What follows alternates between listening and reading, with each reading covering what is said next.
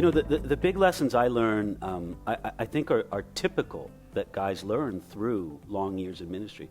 You learn that God is really faithful and that God can be trusted. But you also learn that you yourself are not really worthy of great trust, in the sense of you shouldn't rely to yourself, but you really need to draw your strength from the Lord.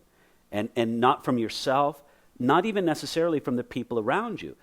And I've been blessed to have a supportive wife, number one, but also a very supportive staff and team around me in ministry at the different places I've gone to. But even with that, you find out that you have to have a source of reliance and strength on Jesus Christ himself. Nothing can replace that direct dealing with Jesus Christ.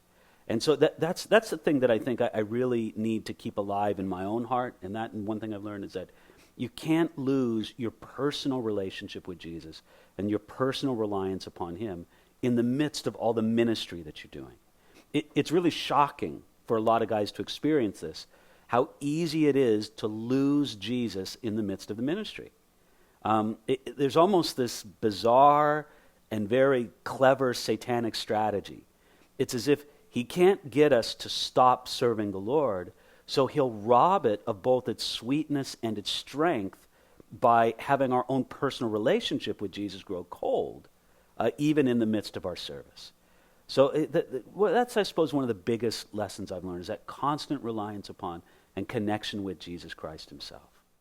You've got to fight to keep your own devotional life, your own personal connection time with Jesus alive and strong. You got to do things to introduce a lot of freshness in it, or at least that's what's relevant for me. So I'll use a lot of different devotionals. I'll use a lot of different things in my own way of just keeping my personal relationship with Jesus running warm and running sweet.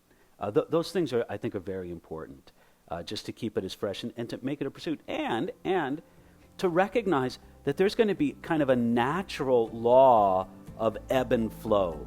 I think C.S. Lewis one called it the law of undulation. Things kind of naturally go from higher to lower, and that's okay. We just need to keep sort of a steady trend line increasing in our own walk with it.